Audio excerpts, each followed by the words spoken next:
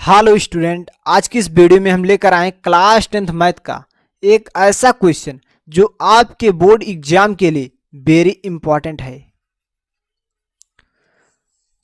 अभी आपका अर्धवार्षिक परीक्षा होने वाला है, उसमें भी यह क्वेश्चन वेरी इंपॉर्टेंट है क्योंकि यह क्वेश्चन आपकी बोर्ड परीक्षा में अलग अलग तरीके से पूछा जाएगा।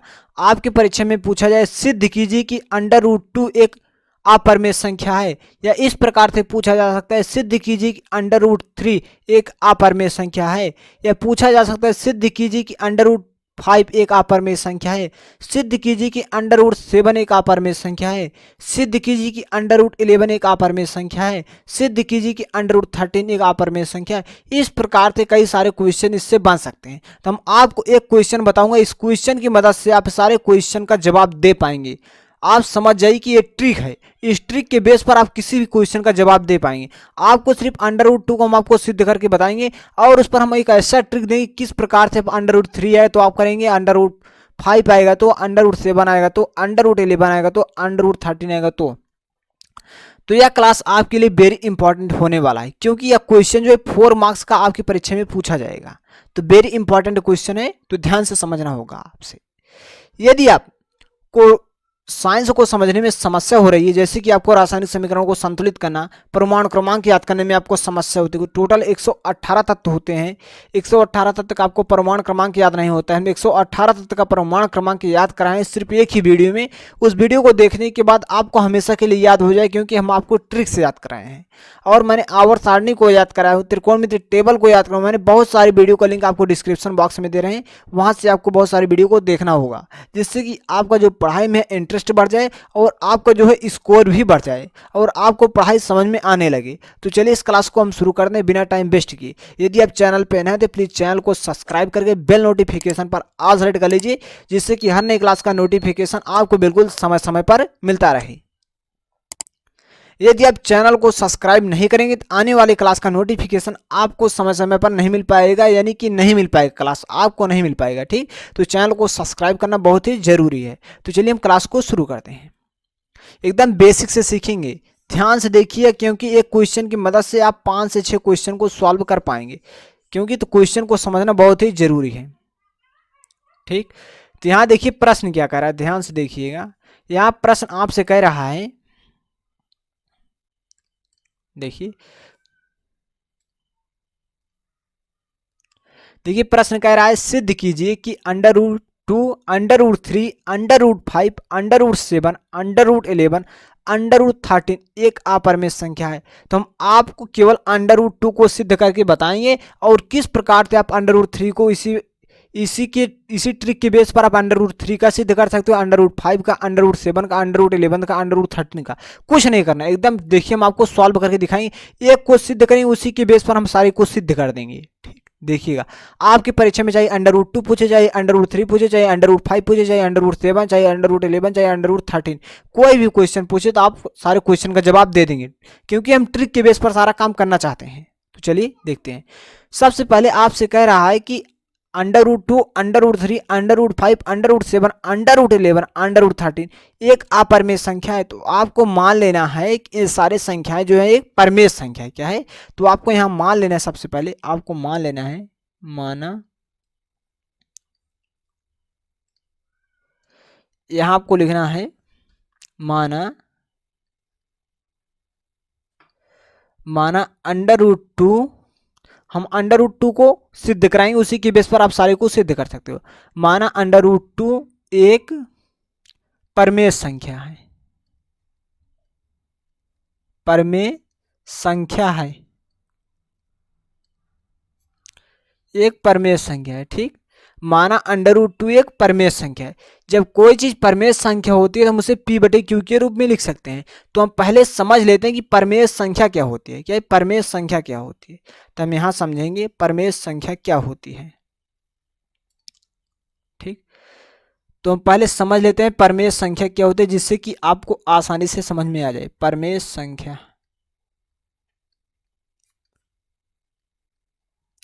ऐसी संख्या,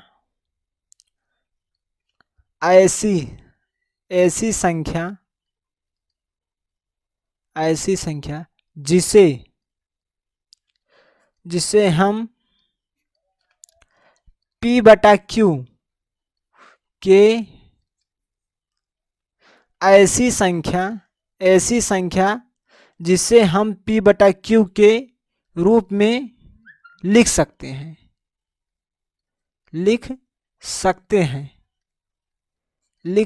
हैं जहां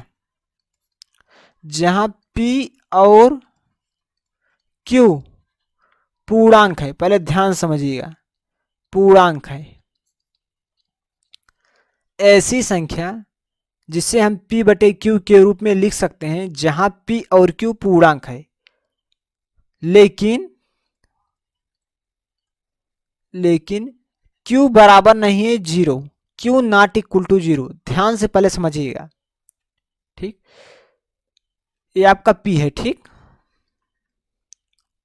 देखिए मैंने लिखा है ऐसी संख्या जिसे हम P बटे Q के रूप में लिख सकते हैं। जैसे कि हमारा 5 बटे 1 है, हमारी क्या है, परमेश संख्या है, क्योंकि P बटा Q के रूप में है। और क्या कह रहे हैं, जहां P और Q पूर्णांक है लेकिन Q नॉट इक्वल टू 0, मतलब यहाँ Q के स्थान पर 0 नहीं होना चाहिए, तो परमेश संख्या होगी। जैसे कि हमारा 3 बटे 2 एक परमेश संख्या है, 0 बटा 4 एक हमारी परमेश संख्या है, लेकिन 4 बटा 0 हमारी परमेश संख्या नहीं है, क्योंकि यहाँ कह रहा है Q नॉट इक्वल टू 0, मतलब यहाँ Q के स्थान पर 0 नहीं होना चाहिए। देखिए P बटा Q के रूप में होना चाहिए, देखिए P बटा Q के रूप में है, लेकिन है Q नॉट इक्वल टू 0 यहाँ, लेकिन इसमें Q के स्थान पर 0 आ रहा है, तो हमारी परमेश संख्या ए परमेश संख्या नहीं है, और ए परमेश संख्या है, ए परमेश संख्या है, ए परमेश संख्या है। और यहाँ कह रहे हैं जहाँ P और Q पूर्णांक है। पूर्णांक क्या होता है, पूर्णांक को हम लिखते हैं Z से। पूर्णांक जैसे कि -3, -2, इसके आगे डैश डैश माइनस की कोई भी संख्या हो सकती है, उसके बाद -1, और उसके बाद यहाँ आपका आ जाएगा 0, उसके बाद प्लस का 1, प्लस का 2, प्लस का 3, प्लस का 4। इस प्रकार से बहुत सारी संख्या होती है, ठीक। ये क्या होता है, हमारी सारी संख्या पूर्णांक होते हैं, ठीक। प्लस की कोई संख्या, माइनस की कोई संख्या, 0, ये सारी संख्या क्या होती है, पूर्णांक होते हैं, ठीक। तो यहाँ ये सारी संख्या आपकी क्या है, पूर्णांक ही है, ठीक। 5 के हमारे पूर्णांक है, क्योंकि इसके सामने ऑलरेडी प्लस माना जाएगा, ठीक। ये सारी संख्या हमारी क्या है, पूर्णांक है। तो ऐसी संख्या जिससे हम P बटे Q के रूप में लिख सकते हैं, ठीक। तो P बटा Q के रूप में लिखा गया है, और जहाँ P और Q पूर्णांक है, तो इसी संख्या में से मैंने यहाँ संख्या लिया है। तो माइनस की कोई संख्या होगी या प्लस की कोई संख्या होगी या 0, और लेकिन Q के स्थान पर 0 नहीं होना, जैसे कि हर में 0 नहीं होना चाहिए, तो हमारी परमेश संख्या होगी। और पूर्णांक मैंने आपको बताया, माइनस की कोई संख्या, प्लस की कोई संख्या, 0, सारे हमारे क्या होते हैं, पूर्णांक होते हैं। अब हम क्वेश्चन को सॉल्व करेंगे। यहाँ देखिए, हम इसे थोड़ा मोटे कलर से लिख देते हैं तो और अच्छे लगेगा। यहाँ हम लिखेंगे हल माना √2 एक परमेश संख्या है,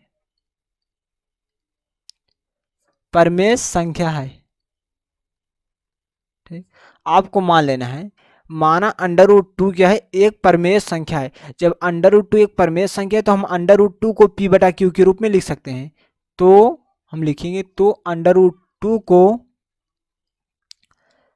P बटे Q के रूप में लिखा जा सकता है, ठीक, लिखा जा सकता है,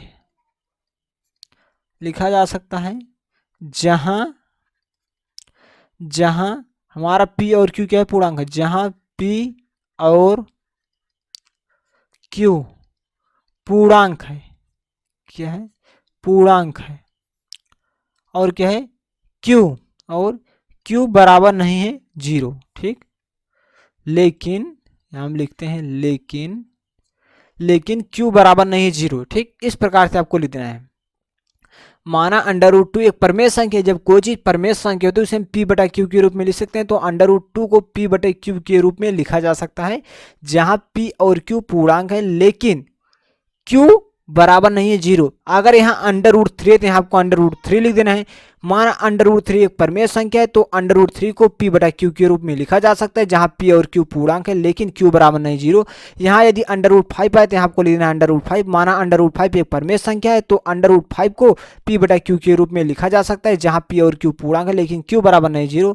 इसी प्रकार से आपको लिखना अंडर रूट 7। अंडर रूट 7 एक परिमेय संख्या है तो अंडर रूट 7 को p बटा क्यू के रूप में लिखा जा सकता है, जहाँ p और q पूर्णांक है लेकिन q बराबर नहीं है 0। इस प्रकार से अंडर रूट 11 है तो यहाँ आपको लिखना है माना अंडर रूट 11 एक परिमेय संख्या है तो अंडर रूट 11 को p बटा क्यू के रूप में लिखा जा सकता है, जहाँ p और q पूर्णांक है लेकिन q बराबर नहीं 0। इस प्रकार से अंडर रूट 13 है तो आपको लिख देना है। ठीक, अब यहाँ हम लिखेंगे आगे। अब यहाँ हम लिखेंगे अब आपका आ जाएगा, देखिए अंडर रूट 2 हमारी क्या एक प्रकार की परिमेय संख्या है, क्योंकि इसके नीचे हम एक मान सकते हैं तो हमारी परिमेय संख्या p बटा क्यू के रूप में हो जाएगा। ठीक, क्योंकि मैंने माना है अंडर रूट 2 हमारी क्या परिमेय संख्या है तो हम इसे p बटा क्यू के रूप में लिख सकते हैं। तो जब p बटा क्यू के रूप में लिख सकते हैं तो p बटा क्यू जो है इसके बराबर हो जाएगा। तो हम दोनों पक्षों का क्या करेंगे, वर्ग करेंगे। दोनों पक्षों का वर्ग करने पर, दोनों पक्षों का वर्ग करने पर हम दोनों पक्षों का वर्ग करेंगे तो यहाँ अंडर रूट 2 का वर्ग करेंगे तो यहाँ हमारा आ जाएगा अंडर रूट 2 का वर्ग, और इस प्रकार से हमारा आ जाएगा p बटे क्यू का वर्ग। ठीक, ध्यान समझिएगा। जब अंडर रूट 2 का मैंने वर्ग किया तो यहाँ आपको मिल जाएगा 2,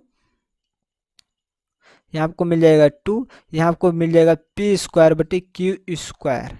ठीक, यदि यहाँ से आप ध्यान से देखिएगा, हम यहाँ सॉल्व कर रहे हैं। ठीक, यहाँ देखिए जो हमारा क्यू स्क्वायर है इस साइड क्या कर रहा है, भाग कर रहा है, इस साइड है तो गुणा करेगा। तो यहाँ आपको दिस सिंप्लाई इस प्रकार से लगा दें, इसका मतलब होता है नई लाइन स्टार्ट हो चुकी है। ठीक, इस प्रकार से हम दिस सिंप्लाई लगाएंगे।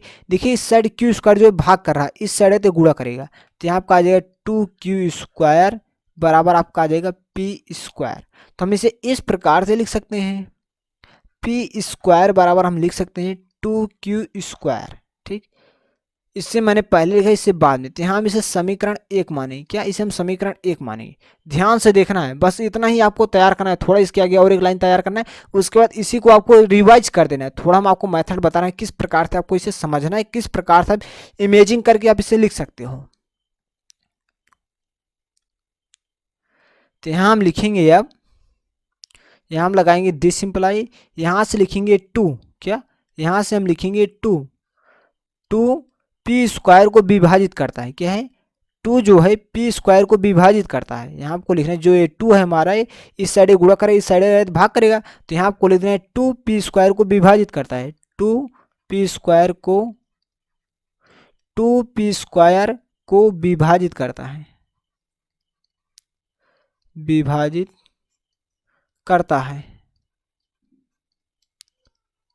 ठीक, विभाजित करता है। इस प्रकार से हम लगाएंगे पुनः दिस सिंप्लाई। यहाँ हम लिखेंगे 2, यहाँ जो p स्क्वायर है आपको इसे लिखना है p, 2p को विभाजित करेगा, 2p को विभाजित करेगा। ठीक, अब आगे आपको ध्यान से समझना है। इससे आपको समीकरण क्या मान लेना है, इससे आपको समीकरण 2 मान लेना है। क्या मान लेना है, समीकरण 2 मान लेना है। अब यहाँ आपको मानना पड़ेगा, यहाँ आपको मान लेना है, यहाँ आपको मान लेना है, माना यहाँ से आपको लेना है p, माना p बराबर क्या मान लेना है, माना p बराबर 2, यहाँ से लेना है माना p बराबर 2, यहाँ आपको लास्ट में लगा देना है m। क्या लगा देना है, m। माना p बराबर 2m, यहाँ से आपको p ले लेना है, यहाँ से 2, माना p बराबर 2m आपको लास्ट में लगा देना है, इसमें आपको मान लेना है। इसे मानने के बाद आपको इसका वर्ग कर देना है। ठीक, दोनों पक्षों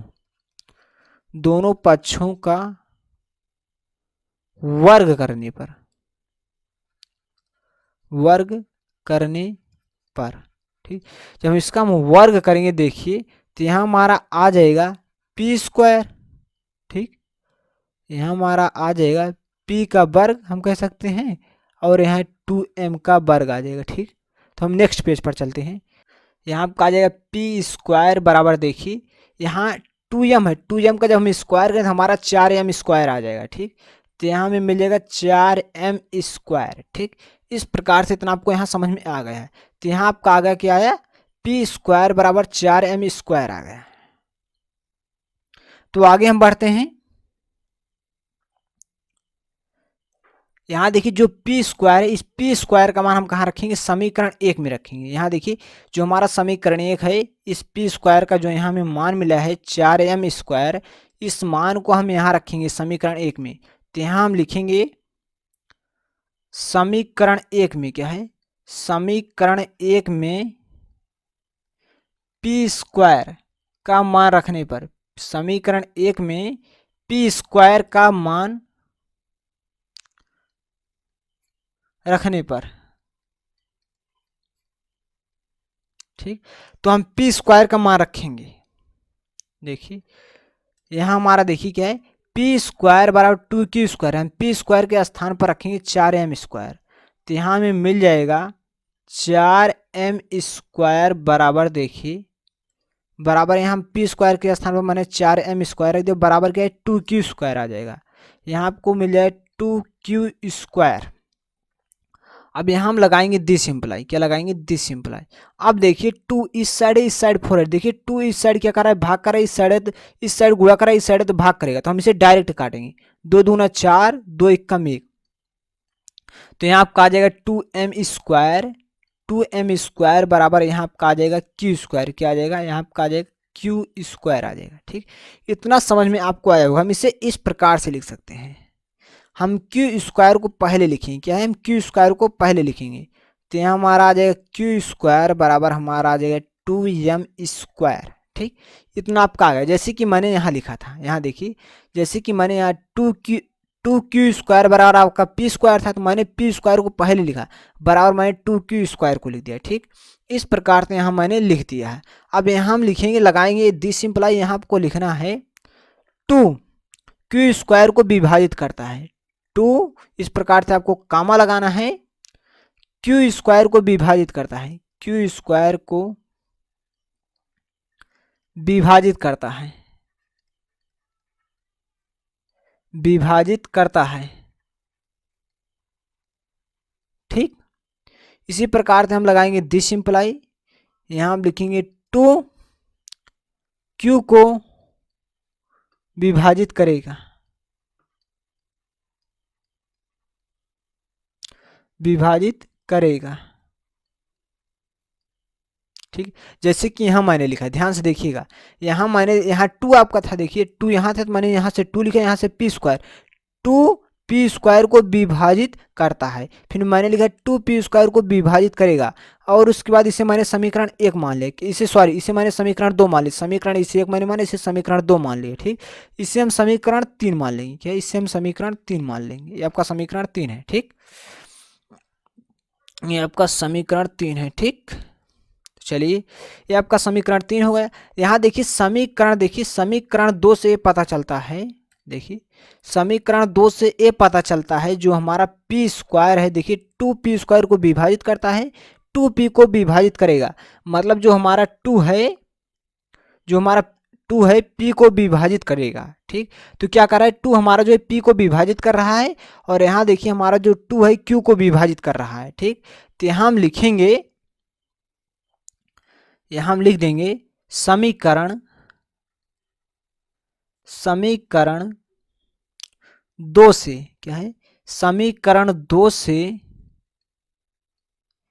p, क्या है, समीकरण 2 से p 5 से विभाज्य है। क्या है, p 5 से विभाज्य है।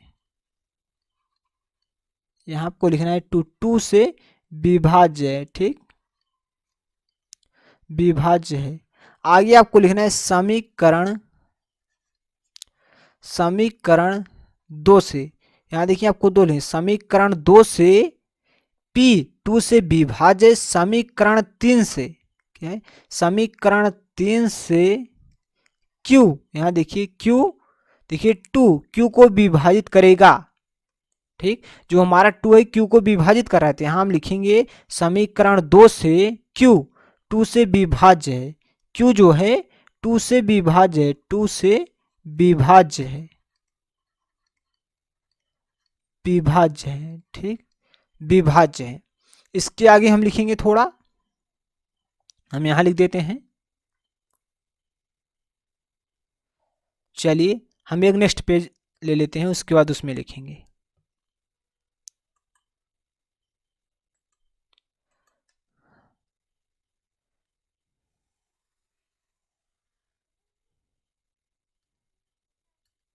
चलिए हम यहां लिखते हैं। यहां देखिए मैंने लिखा है समीकरण 2 से P 2 से विभाज्य है। समीकरण 2 से P जो है 2 से विभाज्य है। समीकरण 3 से Q 2 से विभाज्य है। ठीक, आगे हम यहां लिखेंगे अर्थात, अर्थात अर्थात 2 P और Q का उभयनिष्ठ गुणनखंड है। क्योंकि 2 से जो है हमारा 5 भी विभाज्य, P भी विभाज्य है और Q भी विभाज्य है। तो यहाँ हम लिखेंगे अर्थात 2 P और Q का उभयनिष्ठ गुणनखंड है। क्या है? उभयनिष्ठ गुणनखंड है। उभयनिष्ठ, उभयनिष्ठ गुणनखंड है। उभयनिष्ठ गुणनखंड है। ठीक, अर्थात 2 P और Q का उभयनिष्ठ गुणनखंड है। तो आगे आपको यहां लिखना है या इस मान्यता का विरोध करता है, या इस मान्यता का विरोध करता है P और Q का कोई उभयनिष्ठ गुणनखंड नहीं। यहां आपको लिखना है या इस मान्यता का विरोध करता है, या इस मान्यता, क्या है, या इस मान्यता का विरोध करता है, विरोध करता है, या इस मान्यता का विरोध करता है। ध्यान समझिएगा, या इस मान्यता का विरोध करता है कि P और Q का कोई उभयनिष्ठ गुणनखंड नहीं। P और Q का कोई उभयनिष्ठ गुणनखंड नहीं है। उभयनिष्ठ गुणनखंड नहीं है। गुणनखंड नहीं है। यहां आपको आगे लिख देना है। अतः जब उभयनिष्ठ गुणनखंड नहीं है, ध्यान समझिए, यहां मैंने लिखा है 2P और Q का उभयनिष्ठ गुणनखंड है, लेकिन यहां मैंने लिख दिया इस मान्यता का विरोध करता है कि P और Q का कोई उभयनिष्ठ गुणनखंड नहीं। क्योंकि हमारा जो √2 है, √3 है, √5 है, √7 है, ये सारी संख्या हमारी अपरमेय संख्या है। तो वहां मैंने परमेय संख्या माना है, उसी के बेस पर मैंने यहाँ लिख दिया 2 जो है P और Q का उभयनिष्ठ गुणनखंड है, लेकिन यह इस मान्यता का विरोध करता है P और Q का कोई उभयनिष्ठ गुणनखंड नहीं है। तो आपको लिख देना अतः √2 एक अपरमेय संख्या है। एक अपरमेय संख्या है। एक अपरमेय संख्या है। ठीक, इतना समझ में आया आपको। अब देखिए इसी के बेस पर आप किसी भी क्वेश्चन को सॉल्व कर सकते हो। यहां देखिए पहले आप समझिए, जैसे कि इसमें √3 पर आपको सॉल्व करना है, तो यहाँ आपको मान लेना, माना √3 एक परमेय संख्या है, तो √3 को हम P बटा Q के रूप में लिखा जा सकता है, जहाँ P और Q पूर्णांक है लेकिन Q बराबर नहीं 0। तो यहाँ आपको लिखना है √3 तो बराबर आपका P बटे Q स्क्वायर है। यहाँ आपका P बटे Q है, दोनों पक्षों का वर्ग करने पर आपको लिखना है। तो यहाँ आपका आ जाएगा √3, क्या यहाँ आपका आएगा √3 और यहाँ आपका P बटे Q का स्क्वायर। तो यहाँ आपका जब यहाँ आपका 3 आ जाएगा, यहाँ जो आपको 2 आया तो यहाँ आपका 3 आएगा। तो यहाँ आपका क्या आ जाएगा, यहाँ आपका 3 होगा, 3Q स्क्वायर बराबर P स्क्वायर। तो यहाँ आपका P स्क्वायर बराबर यहाँ आपका 3Q स्क्वायर आया। तो यहाँ हम लिखेंगे 3 P स्क्वायर को विभाजित करता है, यहाँ 3P को विभाजित करेगा।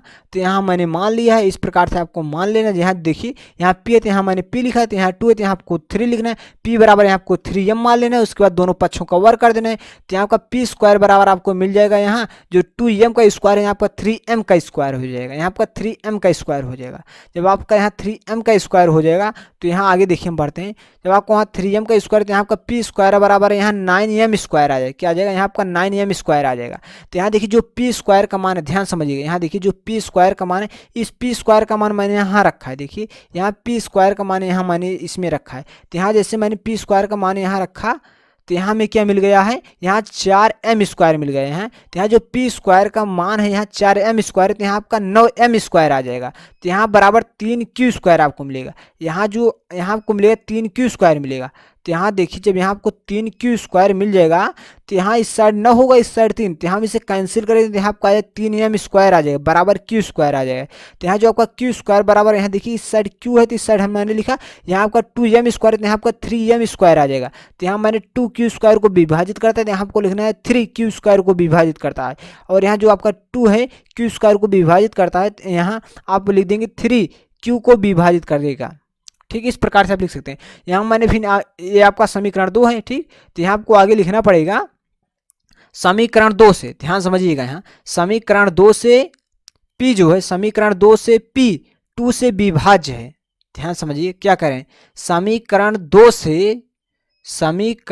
से p 2 से विभाज्य है। ठीक, जो हमारा p है 2 से विभाज्य है, समीकरण 3 से q 2 से विभाज्य है। ठीक, फिर उसके बाद मैंने इस प्रकार से आगे आपको लिखना है, इस प्रकार से आपको लिखना है। उसके बाद आपको यहाँ लिखना है अर्थात 2 p और q का उभयनिष्ठ गुणनखंड है। जब 3 होते हैं आपको लिखना है 3 p और q का उभयनिष्ठ गुणनखंड है। यह इस मान्यता का विरोध करता है कि p और q का कोई उभयनिष्ठ गुणनखंड नहीं है, अर्थात √3 एक अपरिमेय संख्या है। इस प्रकार से आप √5, √7, √11, √13 पर आप सॉल्व कर सकते हो। तो हम जैसे कि यहाँ हम आपको बताते हैं, जैसे कि यहाँ √5 आएगा तो आप क्या करेंगे, तो यहाँ आपको √5 कर देना है, यहाँ आपको √5 कर देना है, यहाँ आपको √5 कर देना है। जब इससे कि यहाँ आप √5 करेंगे तो उसका वर्ग करेंगे तो यहाँ आपको 5 मिल जाएगा। ठीक, यहाँ आपको 5 मिले तो यहाँ आपका 5 बराबर है p² बटे q²। तो यहाँ देखिए जो q² इस साइड की अगर भाग कर इस साइड तो गुणा है, तो यहाँ देखिए 2q² तो यहाँ आपका 5q² बराबर आपका p² मिल जाए। तो यहाँ आपका p² बराबर देखिए यहाँ 2q² तो यहाँ आपको p² बराबर आपको 5q² मिल जाए। तो यहाँ देखिए 2 है तो यहाँ आपको लिखना है 5, यहाँ 5p² को विभाजित करता है, यहाँ आपको लिखना है 5p को विभाजित करेगा।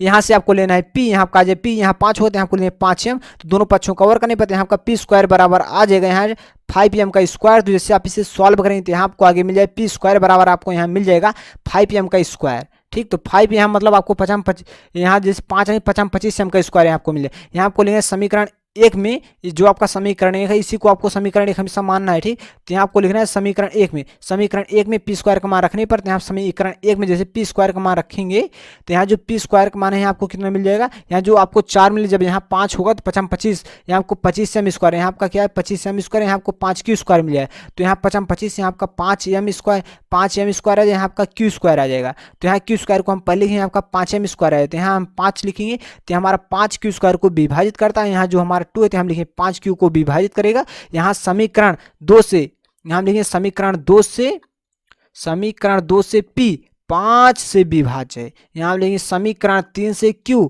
5 से विभाज्य है। यहाँ हम लिखेंगे अर्थात 5 p और q का उभयनिष्ठ गुणनखंड है। या इस मान्यता का विरोध करता है कि p और q का कोई उभयनिष्ठ गुणनखंड नहीं, अतः √5 एक अपरिमेय संख्या। इस प्रकार से √5, √7, √11, √13 पर आप अपरिमेय संख्या को सिद्ध कर सकते हैं। तो हम समझते हैं कि यह क्लास आपको बहुत बेहतरीन तरीके से समझ में आया होगा। यदि वीडियो अच्छा लगा तो वीडियो को लाइक करिए और इस वीडियो को अपने दोस्तों के पास शेयर करिए अपने व्हाट्सएप ग्रुप पर। तो हम समझते हैं कि यह वीडियो आपको 100% समझ में आया होगा। तो वीडियो को लाइक करके चैनल को सब्सक्राइब जरूर करिएगा, जिससे कि आपको हर नई क्लास का नोटिफिकेशन आपको बिल्कुल समय समय पर मिलता रहे। तो बस आज की इस क्लास में इतना ही, मिलते हैं नेक्स्ट क्लास में, तब तक के लिए जय हिंद जय भारत।